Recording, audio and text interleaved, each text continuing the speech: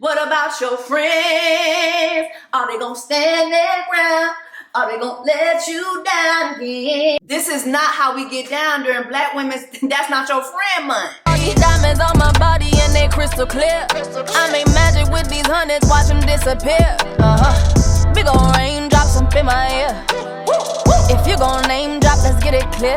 Jessie, VVS, I just turn the water on. Big ol' flex, shit you never saw before.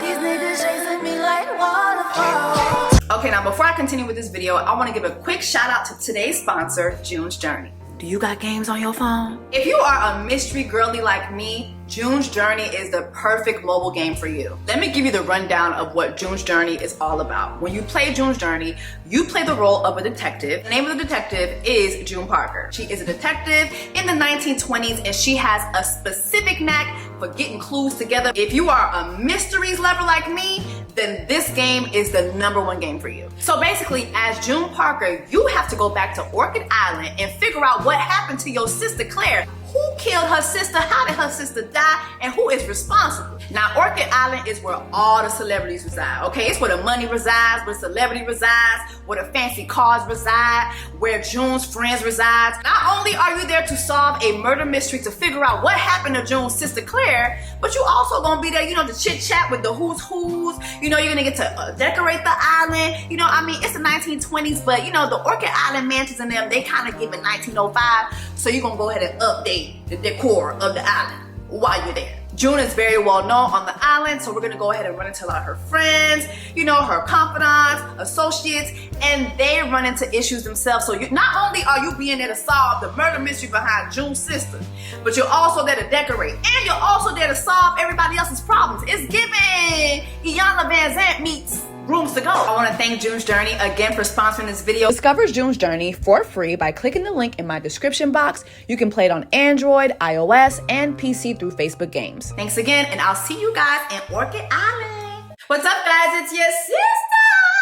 Welcome back to my channel. Make sure that you like, share, subscribe if you are new here. Make sure that you subscribe so you can join the Black Women's Tribe during Black Women's What About Your Friends Month. Okay, this video, we're gonna talk about friendships. That's gonna be like the theme of this video. But again, if you're new here, make sure that you subscribe so you can join the Black Women's Tribe. If you are a returning sister, thank you so much. You know, I love you, sister.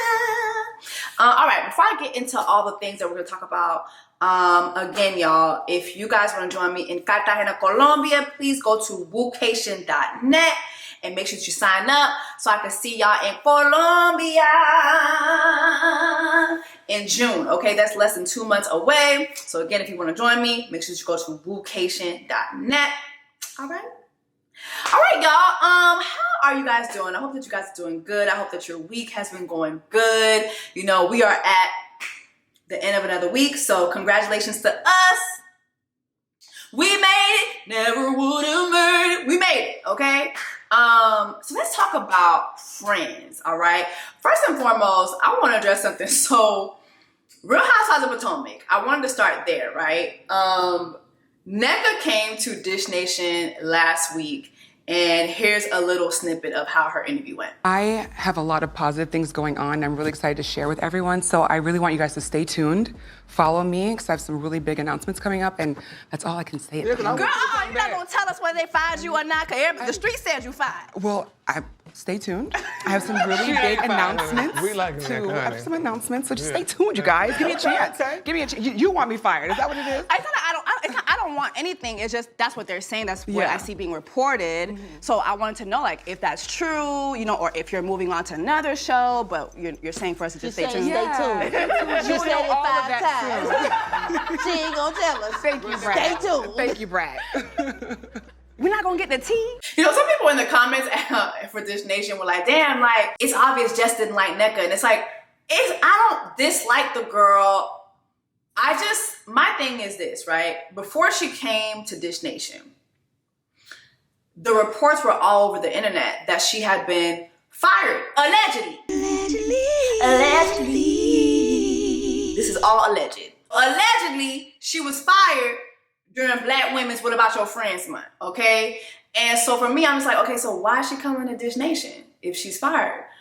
The only thing I could think of is if she's fired and she's coming on Dish Nation, she's gonna come and detail, you know, that she's fired, or she's gonna break the news, you know what I mean? Like, so she comes on, it's like she didn't want to talk.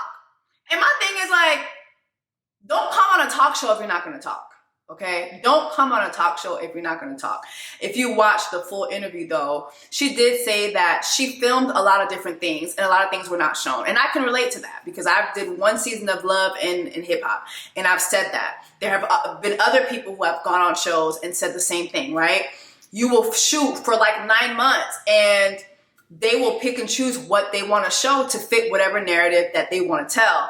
And it was clear that production wanted to focus on this shrine shit, and they want to focus on this beef between Nneka and Wendy, and it just wasn't enjoyable to watch. And when she finished her interview, you know, I don't know, somebody said something. I was like, well, you know, Nneka, I really do feel like you didn't get a fair chance. And she was like, well, why did you say that why did you say that on camera? And it's like, well, you're not giving me much to work with. Like, you gotta get, when you go on a talk show, you have to talk. That's the whole point. Talk, right? And yes, you're going to promote your businesses. She was promoting other businesses, but it's like people want to talk to you about what happened on the show. So if you don't give them anything, what do you want me to do? Like, when I was done with Love and Hip Hop, immediately I started saying, I'm not going back. And that was the subject matter. I'm not going back, period. That's it. I made it clear. So I wasn't going to be tiptoeing and pussyfooting and pussy popping and twerkulating. No, I'm going to let you know I'm not coming back. Here's what I didn't like, point blank, period. You got to give me something to work with, you know, and she wasn't giving us anything to work with, but stay tuned. It's like she was doing this like press tour to tell people, stay tuned, stay tuned. It's like, girl, you didn't build that type of platform on the show for people to want to stay tuned. You got to give the people something. Give us something to work with. So good luck to her. She did say she's starting a dating app, and that she's dropping wine. So good luck to her. I have nothing against the girl. It's just, if you're going to come on a talk show, talk. Talk. Give me something. Give me something to work with. But speaking of Nneka, if you watch the interview, she did kind of touch on this. And because Gary was like, well, you know, apparently, because I was asking her, were her and Wendy actual friends before the show?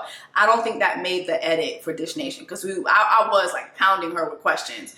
And she said, well, you know, you heard at the reunion what Andy said.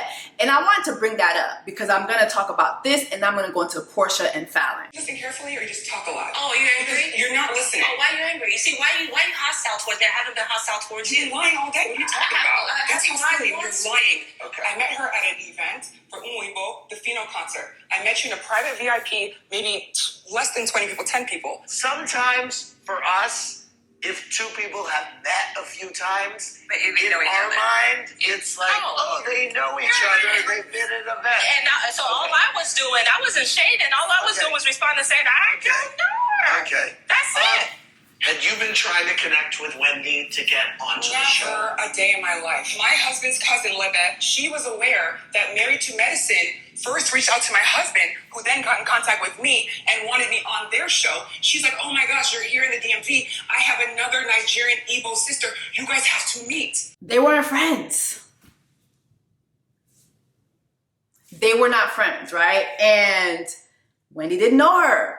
And like she said here, she never said that Wendy knew her or that they were friends. She had met Wendy, right? And so here's the thing. Here's what I personally feel when it comes to Wendy. I feel like Wendy would have preferred to bring on somebody who was truly her friend on the show. I think that she would have preferred that instead of being told, oh, just bring this girl on the show. Because when it comes to these reality shows, a lot of times you'll see a certain person will bring somebody on the show and then they end up beefing. You know why? Because they weren't really friends. They weren't really friends.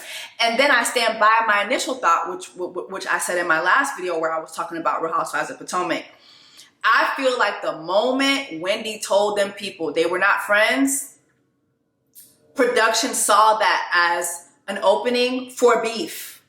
I really think that they egged it on. I really do. And they centered Nneka's storyline way too much on Wendy's because we didn't see anything from Nneka. We didn't see anything from Nneka. We didn't see anything else. We got just a little moment of IVF, but other than that, we didn't see anything, right? So it just felt like, as someone who's been through this, I already know the formula.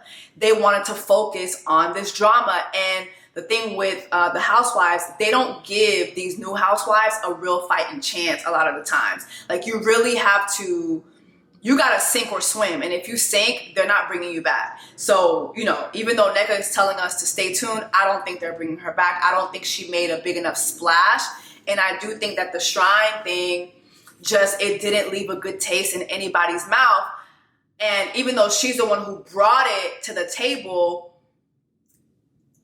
the production company really sunk their teeth into that. Like, they really sunk their teeth into a xenophobic storyline for entertainment. And it just wasn't entertainment. It didn't hit. The storyline didn't hit. It didn't do good for anybody. It just made this season miserable to watch. It was just a miserable season to watch. But I wanted to mention this because I wanted to go ahead and lead into Falynn and Porsha. But again, just bringing this back up, it goes to show you again, Wendy and Nneka were not friends. Yes, they had met each other. Yes, they had been at events together. Andy said that production thought, oh, well, they're both Nigerian, so let's just bring her in. Oh, we've seen them on pictures together, or we've seen that they've been in events together. Let's just bring her in. Instead of doing their research to find out if these girls really were friends, like, they didn't do the research, they didn't do the vetting. And actually, I kind of feel like Nneka might have mentioned the shrine to them while they were interviewing her, and they feel like, ooh, that's a good beef story right there. Let's bring her in. That's what I feel. But they'll never own up to that. But anyway, let's go into Falynn and Porsha. So we know that Falynn recently did an interview with the Baller Alert, and there's a clip from it that's going viral where she talks about the fact that Dennis was the one who revealed to her that Porsha and Simon were sleeping together a whole year before they got together. That was definitely a ploy because they were already together they were dating for a year while I was happily married. And that came from Dennis's mouth. Now, did her ex-husband know about that? Yeah, Dennis told her. Dennis is the one who told me. He was like, he came to me, he apologized. We met up at Crew one night and he was like, you know, he wanted to talk to me about business or whatever, but I guess it was bothering him. And he apologized for everything. He was like, Falynn, I thought you knew the whole time that they were fucking around. He said, all of Atlanta knew. He was like, how'd you miss that? I said, I wasn't allowed out like that. So why would I? Which makes sense now. But yeah, so he was like, I'm so sorry. He was like, I now it makes me look at my baby mama a certain way because she told me the whole time that you knew about everything. You were cool with her sleeping with Simon. So what was you and Portia's first interaction? Our first one, I believe, was filming at my house, the pool scene. Yeah, that was the first time. And you didn't sense anything? That was your first interaction, but how did she know to come there? Who did she know to get there? So I was approached by housewives a few times. By the time I said yes, they asked me, who do you want to be introduced onto the show with? And I said Porsha. Not knowing, you know. And she was already...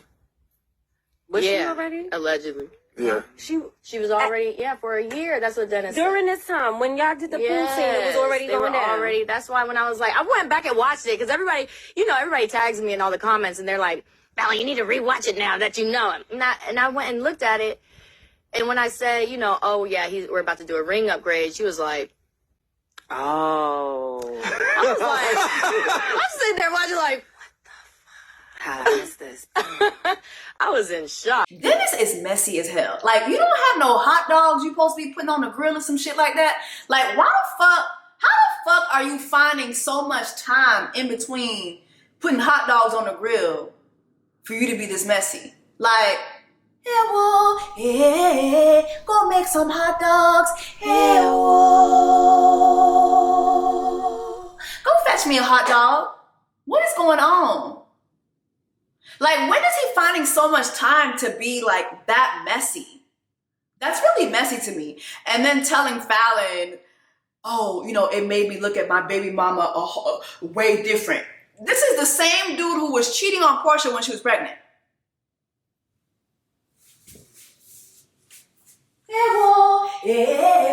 You were cheating on her when she was pregnant.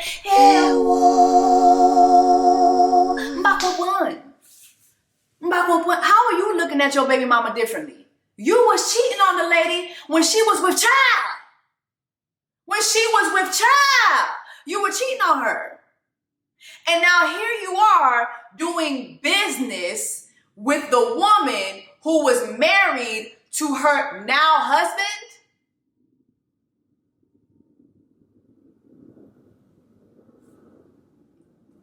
That Dennis guy, like, it's just,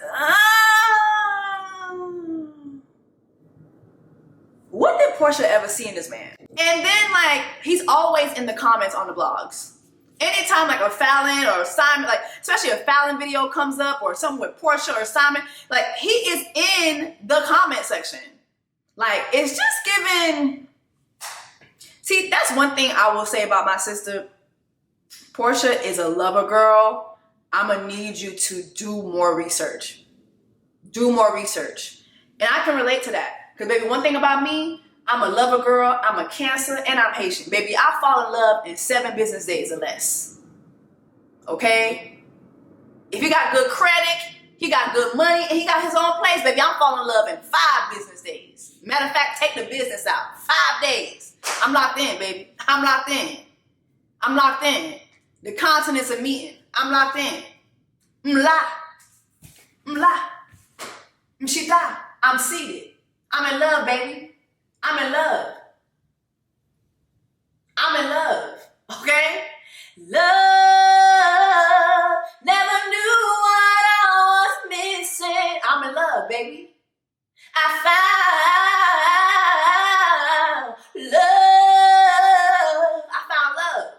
Okay? I'm seated. And I'm not getting up. Okay? So I can relate. I feel like I'm talking to myself right now. I can relate. Girl, you gotta do more research. This ain't it. Next go around, Porsha, do more research. This ain't it. These men are weird. And they love the spotlight a little too much. You got Simon now in pictures and videos with Sheree. It's so clear what he's trying to do. He's trying to get a peach. He's trying to get a peach off of you. And this upcoming season, I don't see it being a good season for my sister. Because I feel like everybody in Atlanta is going to come for you. They're going to come for you. And Simon's right there leading them. He's leading the pack. Simon's going to figure out a way to get in front of them cameras.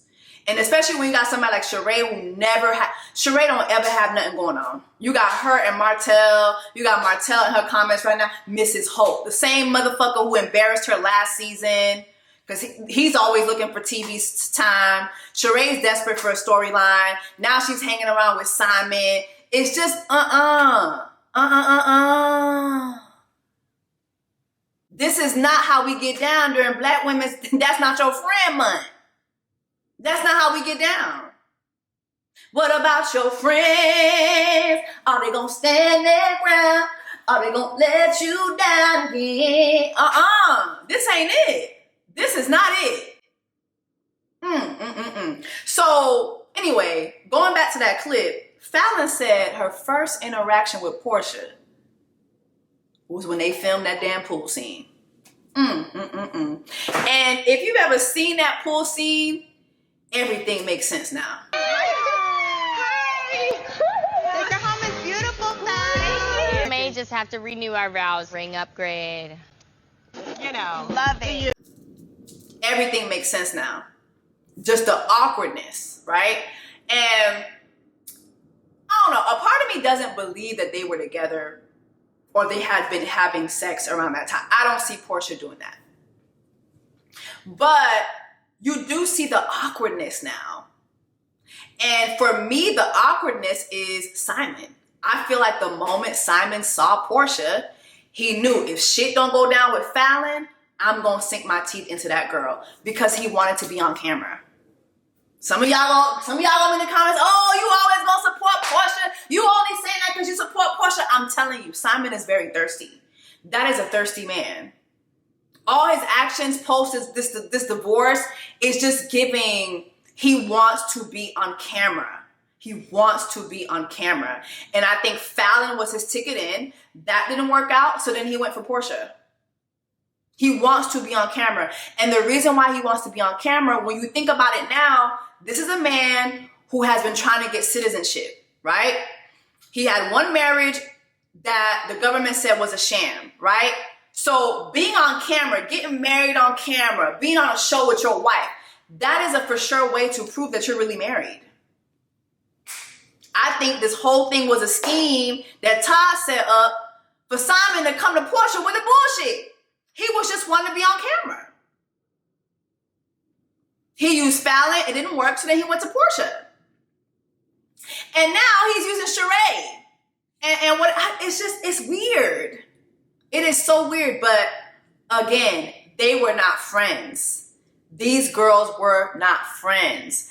And so it takes me back to this whole thing, which is, I'll say this. Now, somebody's married, somebody's in a relationship, I'm automatically allergic to you. I'm legally blind. I do not see a man that's in a relationship. I do not see a man that's married, right? But again, the narrative has always been, oh, that's fucked up what Porsha did to that lady, knowing that lady was married. First of all, Falynn was not sleeping with Simon. Falynn was sleeping with the pool boy. The more and more I hear, I look at everything, I feel like Simon and Falynn's relationship was not a real relationship. I think Simon was trying to get on television. I don't feel they had a real relationship, which is why you have Falynn fucking the pool boy. Okay? How are you married to a multi-millionaire? You're living in this big mansion, but you fucking the lawn, the guy who comes and mows the lawn raw? Make that make sense to me. Falynn and Simon weren't fucking. If you believe that Simon and Falynn were fucking, you need to get evaluated. Tête pas dans les épaules. Tête pas sous épaules. Screw your head back on your shoulders. You're not seeing things straight. I'm telling you, Falynn and Simon were not fucking. They was not fucking. Which is why you have Falynn fucking the pool boy raw. They was not together. That marriage was a sham too. That marriage was a sham too. And his marriage to Porsha was a sham. Porsha didn't know that. Porsha didn't know that until the blogs uncovered the fact that he was not a citizen. Because even according to him, he came back from out of town and she surprised him with a divorce. And that was the minute she found out that he was not a citizen. It was a sham. She didn't know that. She was Reesa-Teesa'd. She was Reesa-Teesa'd. But I say all that to say, I don't know. I don't feel that Porsha owed Falynn anything. Because I really don't think that Falynn and Simon were in a marriage. I think it was a sham on both ends.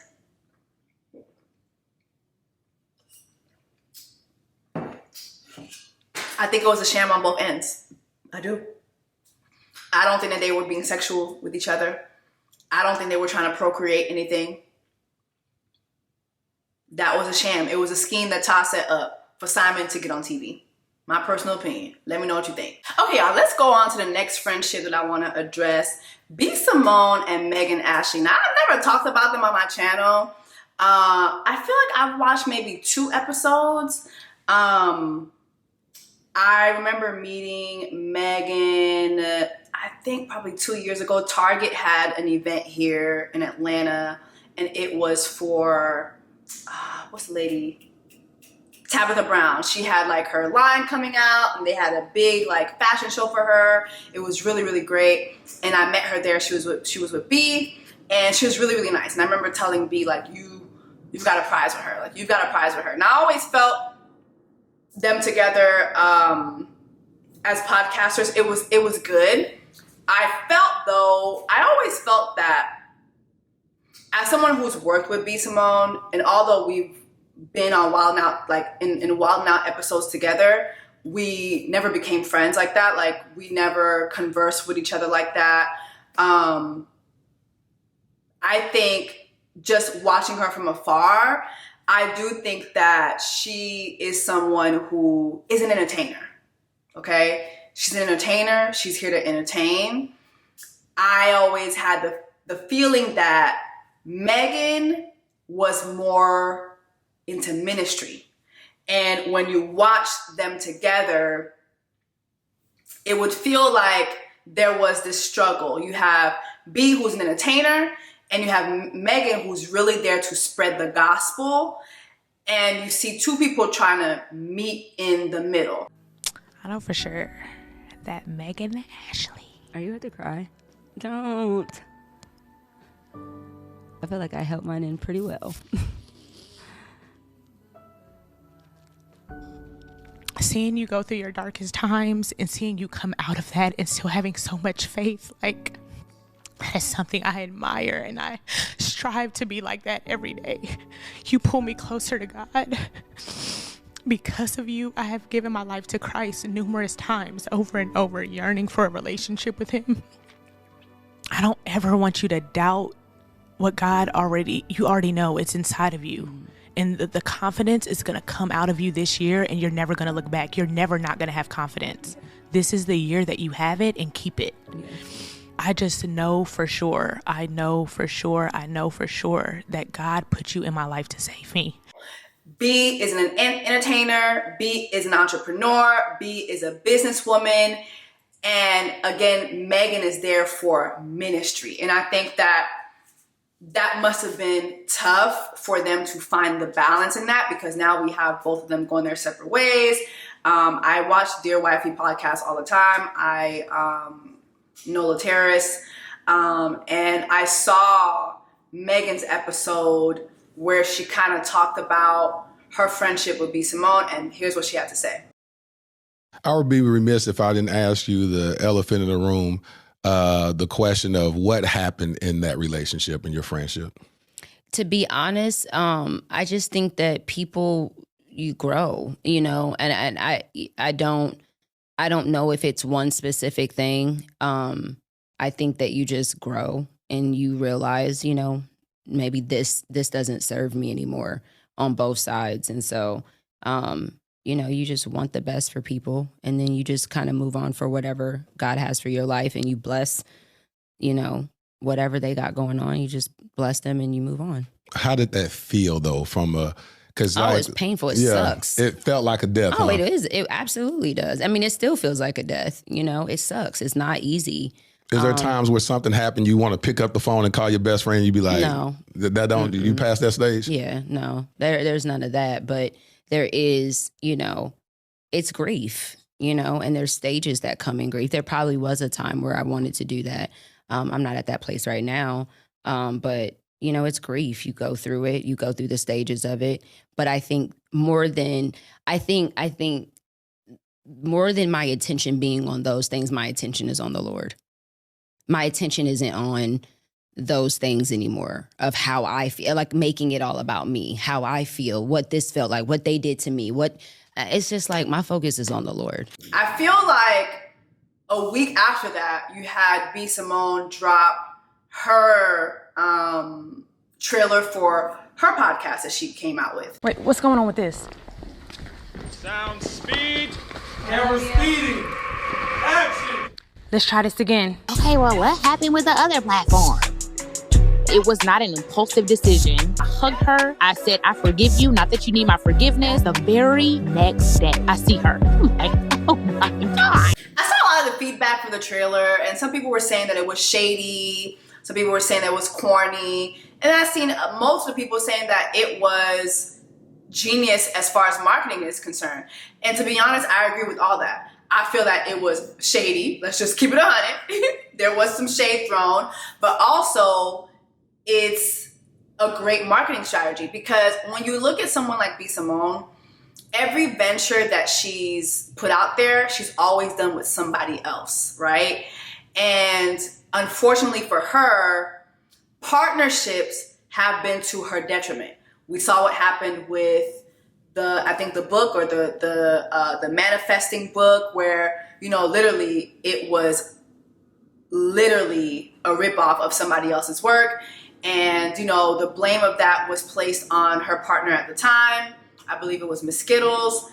And you have, I mean, there's been other things, but then you have this podcast, which is, I think that's like the second biggest, I'm not going to say fail, because I think that the podcast was great and they were doing big venues. They were doing big numbers. They were doing really, really well. Like, I don't know, if it were me, we would have had to figure that shit out, because they were doing very, very good.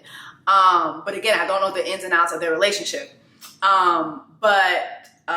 This is another notable fail, because this is an end to something. And before they pulled the plug on their podcast, there was an episode that they released, and there was like a clip that's been going around where they kind of talk about the difficulties that they face with being friends with each other. You have Megan, who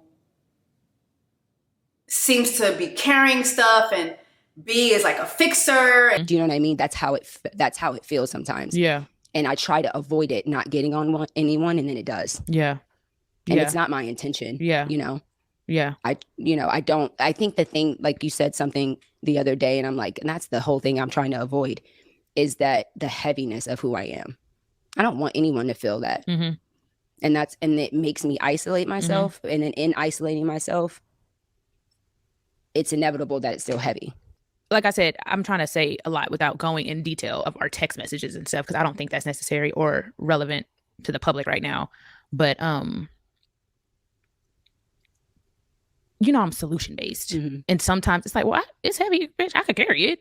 Let's carry it. Mm-hmm. Like, if it's heavy, let's carry it. Mm-hmm. Let's go. Come on. You put half on here. I'm going to take this half. I'll take this half. But I think I'm right now in this season, like, the way we're carrying it isn't working for me. Mm-hmm.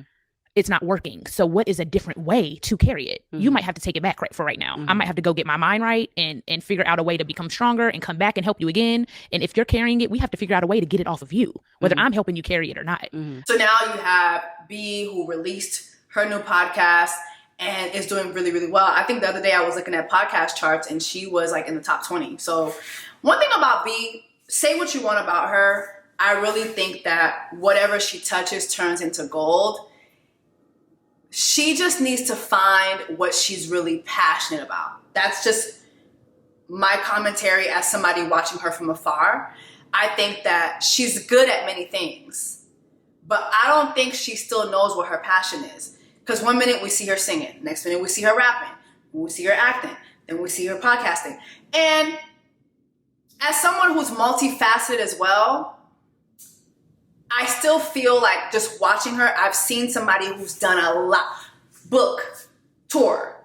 Like, you're doing a lot, but I don't see any of these things fulfilling her. And that's just me as someone watching her from afar. I feel she needs to find what she's passionate at and not just attach herself to something just because it's going to make money. For instance, what happened to the lipsticks? What happened to the makeup? So we're not going to get another manifesting journal. That was it. Just because that didn't work out, we're not going to get another one. Like, you have to figure out what you are passionate in. I think making money is great. Making money is great. But when you're not passionate about something, it's going to fail. While I think B. Simone really enjoys podcasting, I don't think she was as passionate about spreading the gospel as Megan was or is. I don't think that was B's calling. I think that Megan is someone who is very serious and very passionate about being a minister and ministering to people and speaking God's and God's word over people's lives. I really do. And again, that's not me sliding B. I think B loves God. But I don't think that Megan's walk was B. Simone's walk. I think B is more of an entrepreneur, more of an entertainer. Let's get this merch, let's tour. And Megan's really worried about God's people, you know? And if you cannot find the balance in that, it's going to cause all types of commotion. Also, too, that last clip that I played where they were going back and forth about their friendship, Megan comes across as someone who is always burdened. And I remember a friend of mine recently, was it a friend of mine? Or maybe I saw a thread somewhere where someone was saying how they're the friend that's always going through something, and because of that, they start to see like a disconnect between them and their other friends because they're always the friend that's going through something. Have any of you ever experienced a friendship where that person is always going through something, and it's not just like everyday stuff. It's like it's always something traumatic or always something that they are deeming as traumatic. How do y'all feel about friendships like that? Like, I'm someone who likes low maintenance friendships in the sense that if we don't talk for a minute, don't automatically assume that I don't fuck with you. Don't automatically assume that I'm mad at you. Don't automatically assume that I'm acting different. You know, life happens. We're all going through life, right? Life is a lot. A lot happens in our everyday lives, right? So sometimes communicating with our friends is not as important as just getting through life, right? And I feel like there's some friends who will take that extremely personal versus there are some friends, y'all might not talk for a month or a couple weeks. Y'all get on the phone and it's like you guys didn't miss a beat. Y'all didn't miss a beat. It's like, hey girl, y'all kikiing because you know what? That's your friend, you know what I mean? But I feel like friends who take it personal, they not your friend. Like, it's just given, why is everything always assumed to be something negative with you? Just because I'm over here tending to my life. We have lives. People have lives. People have things to tend to.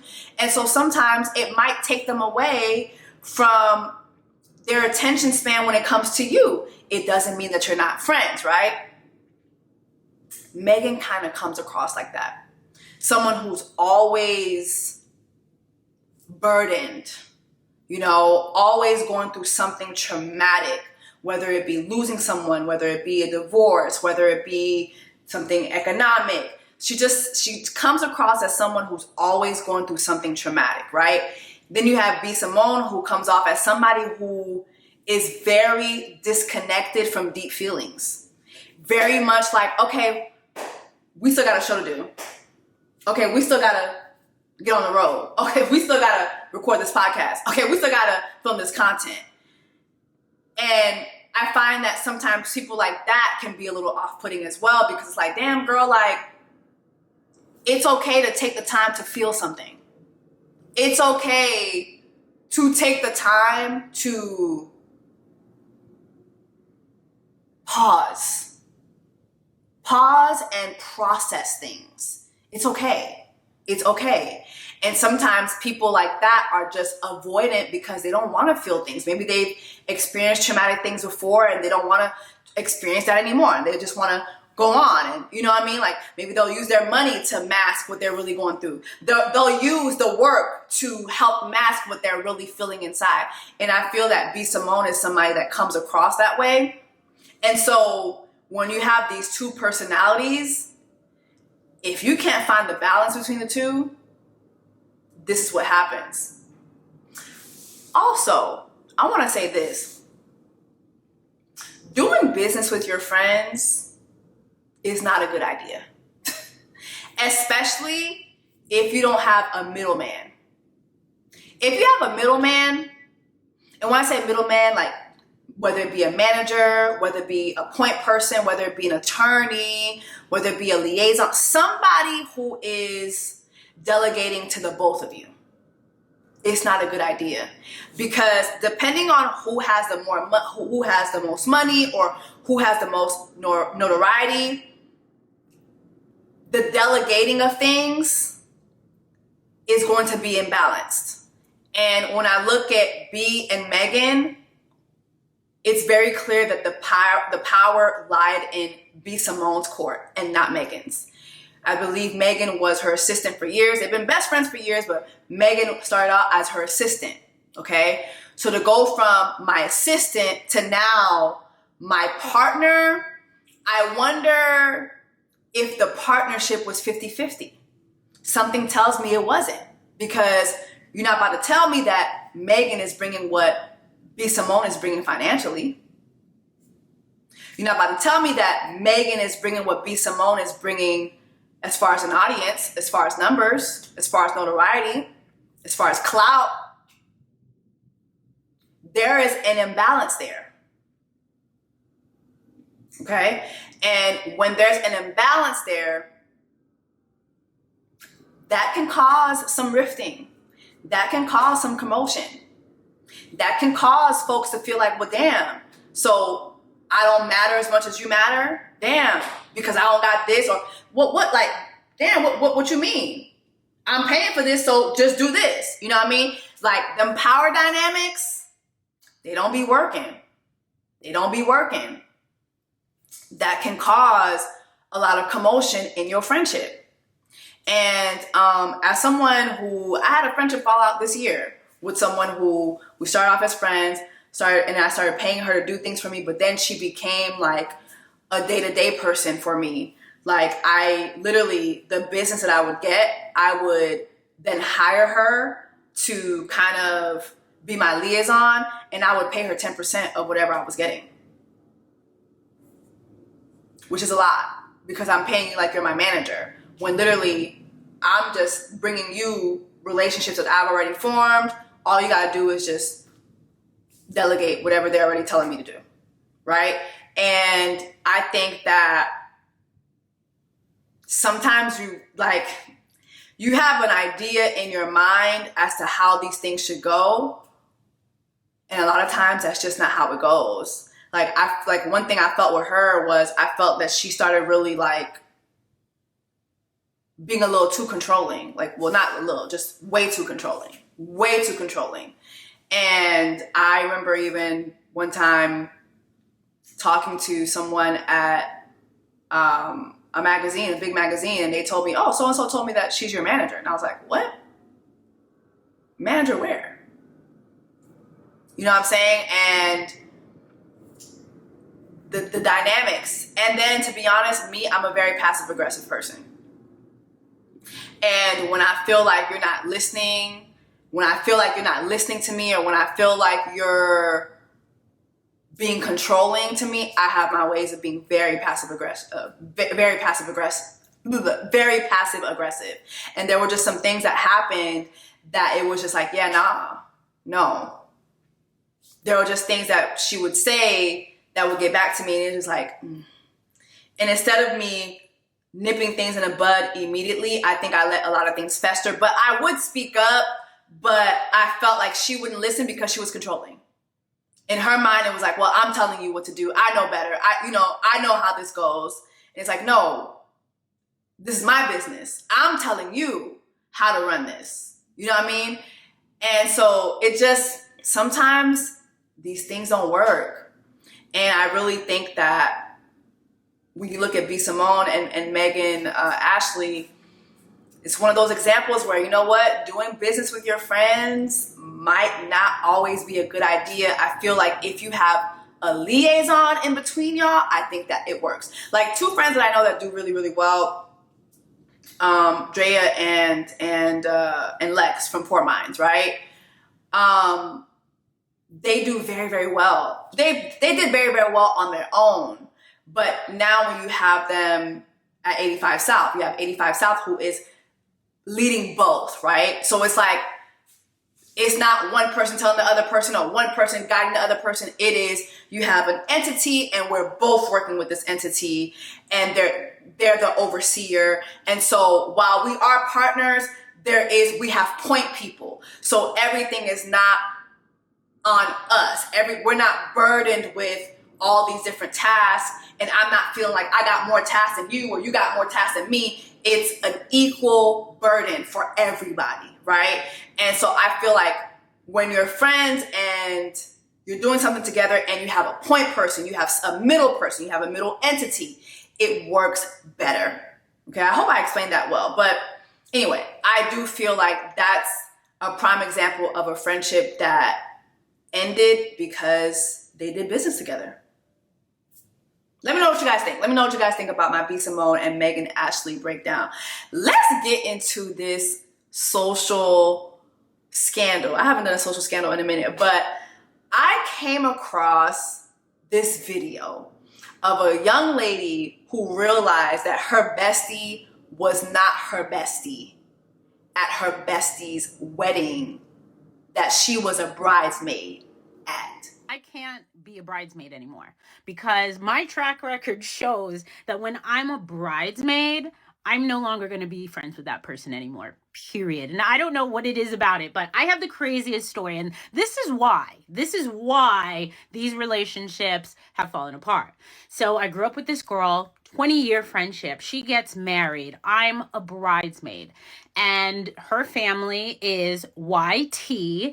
And I was a big part of it. I grew up in the suburbs, so it is what it is. But I was a big part of her family. And they were definitely to-do. They had money. It was all good, but they didn't flaunt it. It wasn't like that. I was very well accepted into the family. And so the wedding comes, and it's beautiful. Everyone's good.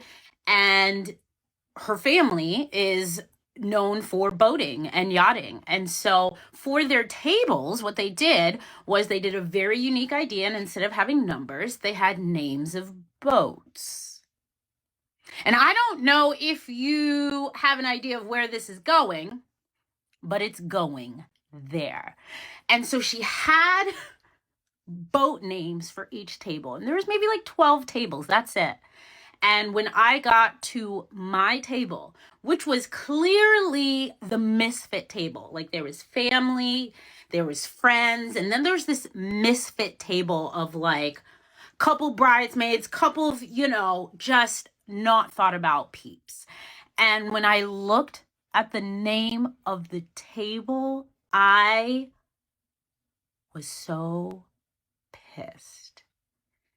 She had named the table Amistad and then put me at it.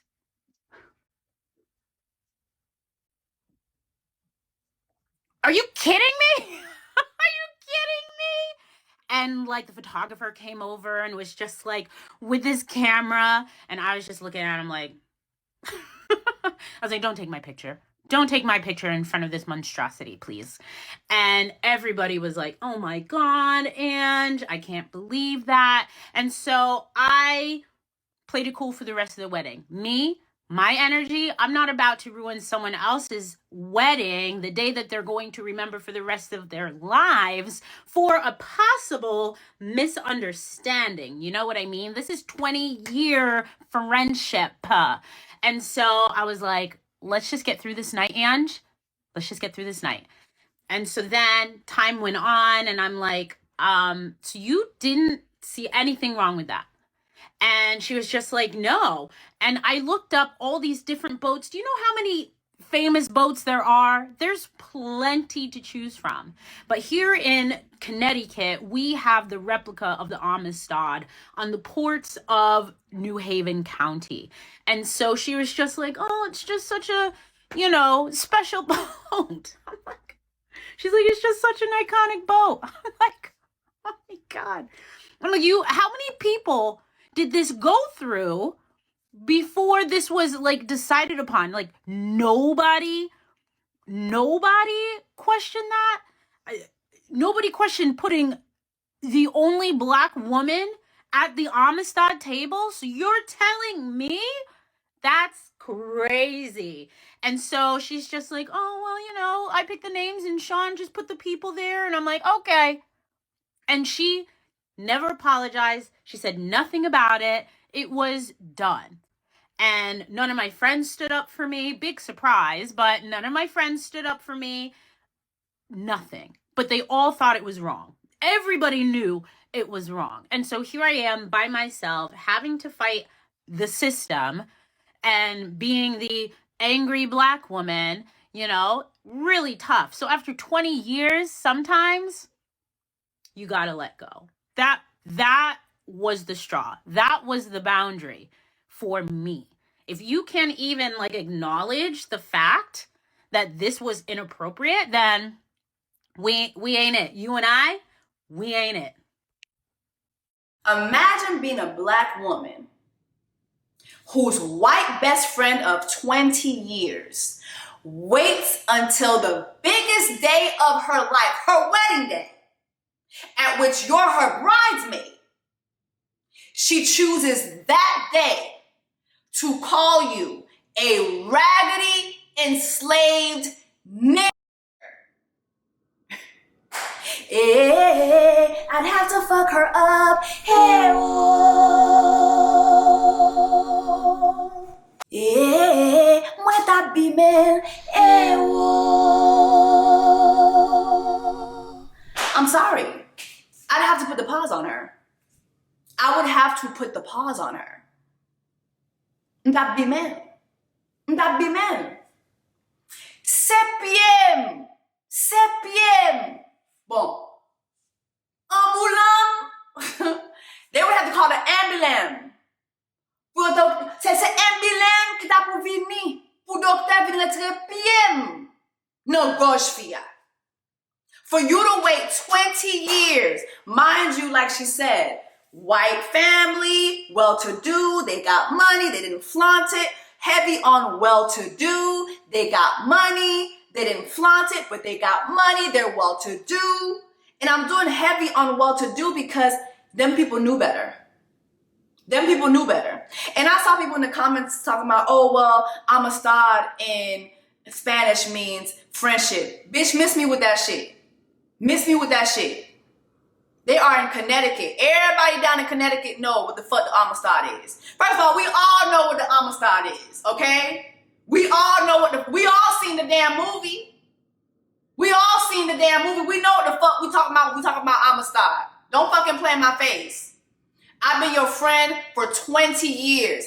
And here I am, the only black women's. During Black Women's What About Your Friends Month, I'm the only black women's down to your wedding. And you didn't even have the decency to have me at the bridesmaid table.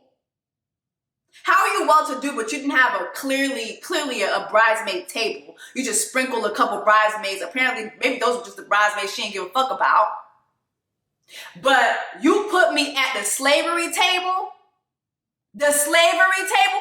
You put me at the slavery table down to your wedding. And then when I present my grievances to you, you don't apologize? Friendship of 20 years? That girl been calling that girl. Friendship of 20 years? I'm willing to bet my best wig. Matter of fact, I'm willing to bet this wig I got on right now, okay? The way this wig, the last month, been holding me down, okay? You see it? Some of y'all been asking where I get my hair from. You guys know I used to sell hair, so this is all the leftover hair that I've had, literally. But y'all see this wig? Y'all see it? Okay? I'm willing to bet this wig that her white best friend was always treating her like a nigga. She was always treating you like a nigga. The wedding wasn't the first time. You just wasn't paying attention. You just didn't see the red flags. You saw the red flags and thought it was Six Flags and wanted to join the ride because you're the only black women's around. Sometimes I have to think about that too. And no shade to the black girl. I'm pretty sure being the only black girl around was tough. But I feel like sometimes a lot of the black women who are always in these situations where they're the only black women, they do things to try to make the whites feel comfortable because they don't want to feel uncomfortable when they're around the whites as well. Okay? So it's given she was always treating you like a nigger.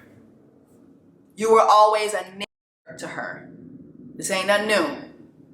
Okay? But yeah, I would have to put the pause on her. I don't care about ruining nobody's day. I get down to your wedding and you put me at the slavery table, baby, I'm going to do you like Kunta. I'm going to chop off your foot at your wedding. Whoa, bap marié jodia, whoa, bap marié, whoa, bap marié jodia. You're not getting married, boo. Well, we had the reception, so you're not having your last dance, okay? Ain't gonna be no I hope you dance. dance. I hope you dance. You know, white people love playing that song at their weddings. I hope you still slide the ocean. I hope the one door opens. When you get ready, you get faith of fighting chance. And when you get the chance, sit around or dance. Bitch, you won't be dancing tonight. I'ma chop off your motherfucking foot. You put me at the slavery table, bitch, you losing 10 toes tonight. 10 toes, okay? 10 toes, bitch. Ain't nobody dancing. You not dancing tonight. Okay? All right, black women's. We can't be, when somebody does some racist shit like that, we not, oh, well, I'm not gonna, no, I'm ruining your day. I'm ruining your day. Your life. I'm coming for blood, bitch. Okay? I'm coming for blood. You not dancing tonight. Ain't gonna be no, I hope you dance. No, bitch. You will not be having a dance with your father tonight. Fuck that. All right? Let me know your thoughts on this video. Let me know your thoughts on friendships. What are some things that you guys feel ruin friendships? I would love to know your thoughts about that in the comment section. All right, y'all. I'll see you guys in the next one. Love you guys. Take care. Diamonds on my body and they crystal clear. I make magic with these hundreds, watch them disappear. Big ol' raindrops up in my ear. If you gon' name drop, let's get it clear. Jessie,